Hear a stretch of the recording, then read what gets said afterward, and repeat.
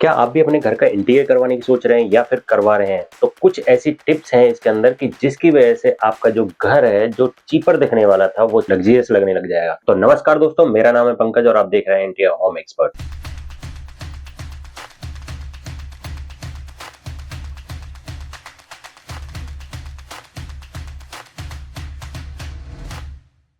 पहले बात करते हैं भाई, जैसे ही आप किसी भी पर्टिकुलर एरिया में डबल टोन यूज़ करोगे तो वैसे भी वो छोटा दिखता है और चीपर दिखता है। मतलब आपने कहीं एक वॉल को 2 पार्ट में डिवाइड कर दिया और ऊपर वाला कलर दूसरा कर दिया, नीचे वाला कलर दूसरा कर लिया। टोन का मतलब यही होता है कि कलर ही दूसरा यूज़ कर लेना। जैसे कि ग्रे टोन हो गया, व्हाइट टोन हो गया, बेज टोन हो गया। कुछ ना कुछ शेड आपका फ्लोर के अंदर होना चाहिए, वही वॉल के अंदर होना चाहिए। वो एक लग्ज़रियसनेस की तरफ चला जाता है। जहाँ हम डबल टोन डाल देते हैं तो एक तो ब्रेकेज आती है पर्टिकुलर वॉल की, जिससे हमारा जो विजन बड़ा बनने वाला था वो आपका एक छोटा हो गया। ऐसे ही ग्रे के टोन में जाओगे तो लाइटर शेड का वॉल हो गया, थोड़ी सी डार्कर शेड की फ्लोरिंग हो गई आपकी, पर लेकिन टोन चेंज नहीं करना है। नेक्स्ट है भाई वॉलपेपर। आप ले लेते हैं वॉलपेपर वो जिसमें छोटे छोटे से फूल पत्तियां लगी होती हैं, वो आपको जो छोटी छोटी फूल पत्तियों वाला आता है वो नहीं लगवाना है। अगर आपको वही ज्यादा पसंद है तो उसमें इतने लाइटर शेड होने चाहिए कि वो बस दिखे, ना कि उसे विजुलाइज कर पाओ आप। तो आपको अगर आपने वॉलपेपर लगवाना ही है तो बड़ा वाला शेड का लगवाना है, बड़े बड़े टोन्स वाला लगवाना है, जो बड़े फूल पत्तियां लगी होती है उसके अंदर वो लगवाना है। और उसका भी आप ध्यान रखना, 300 रुपए वाला वॉलपेपर नहीं लगवाना है कहीं पे भी, क्योंकि इसका जो पेपर होता है सस्ता होता है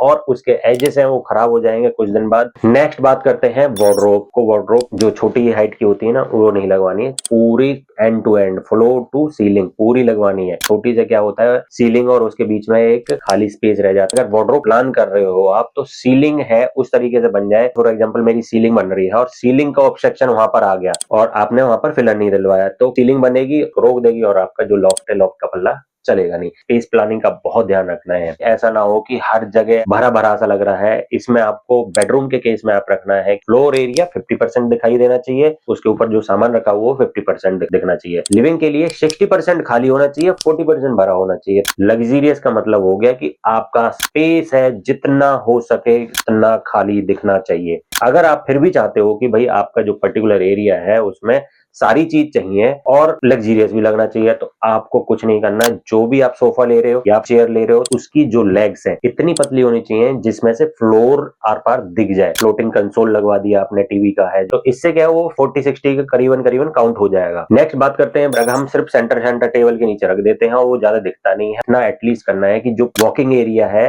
सोफे के अंदर अंदर वाला, फ्रंट वाले लेग हैं सोफे के, एटलीस्ट वहां तक लगवा देना है। अगर आप थोड़ा सा पैसा खर्च कर सकते हो तो आपको पूरा रख लेना है, जहां जहां सोफे रखे हुए हैं, जहां आपकी आर्म चेयर रखी हुई है, जहां पे भी है। नेक्स्ट बात करते हैं भैया कर्टन्स की। मैं हर वीडियो में बात करता हूँ, इसके ऊपर मैंने एक कंप्लीटली वीडियो भी बनाई होगी। कर्टन्स आपको हरदम ट्रू सीलिंग से ही टांगने हैं, चैनल्स पे ही लगाने हैं, रॉड्स पे नहीं लगाना है, फ्लोर से बिल्कुल सटा के लगाने मत। दूसरा, जो चैनल का स्पेस है वो अगर डबल कर्टन्स लगवा रहे हो, कम से कम भी 9 इंची का गैप छोड़ना। 4 इंची का जब ये फोल्ड होगा, ये वाला पहला, और वो 4 इंची का वो, तो ये हो गए 8 इंची। आधा इंची इस बीच में गैप चाहिए और आधा इंची एंड में गैप चाहिए। एक दूसरे से सटे बिगर बढ़िया तरीके से फोल्ड भी हो जाएंगे और उनकी जो फोल्ड है वो सही बनी रहेगी और उनकी ड्यूरेबिलिटी बढ़ी रहेगी। अब इसमें सबसे बड़ी कंफ्यूजन ये आती है कि भाई विंडो तो हमारी बहुत छोटी है, इतनी के लिए भी आपको कर्टन ट्रू सीलिंग से ही लगवाने हैं। और ध्यान रखना है, विंडो से एटलीस्ट 1 फीट का दोनों साइडों में विंडो के जरूर छुड़वाना है कर्टन का चैनल,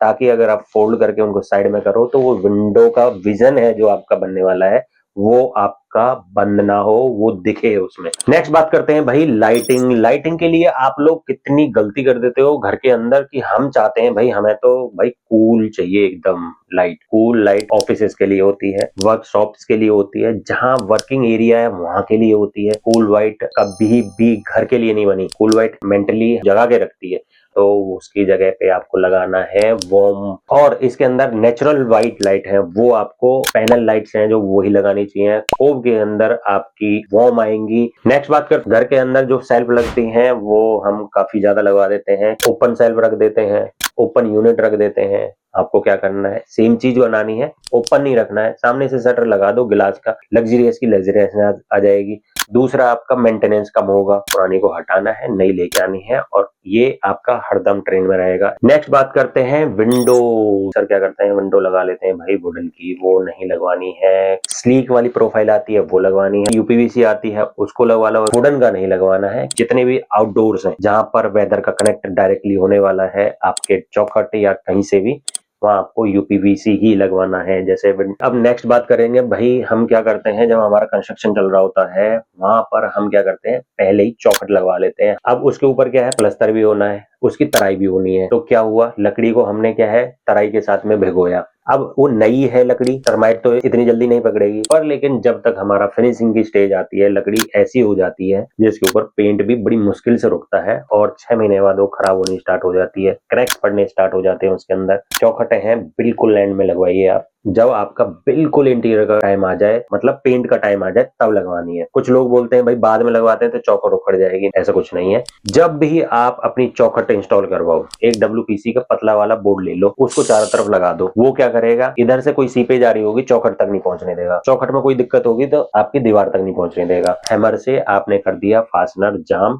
और आपकी चौखट हो जाएगी जाम, इधर से सीपेज नहीं आएगी। तो कभी जिंदगी में आपकी जो चौखट है ना उसमें सीलन आ सकती है, ना उसके अंदर टर्माइट पकड़ सकती है, कोई और दिक्कत समस्या नहीं हो सकती है। 2 फास्टनर एक्स्ट्रा लगवा देना, उससे कोई दिक्कत नहीं आएगी। तो ये वीडियो आपको कैसी लगी कमेंट करके जरूर बताया करो कि आपको हमारी वीडियोस कैसी लग रही हैं।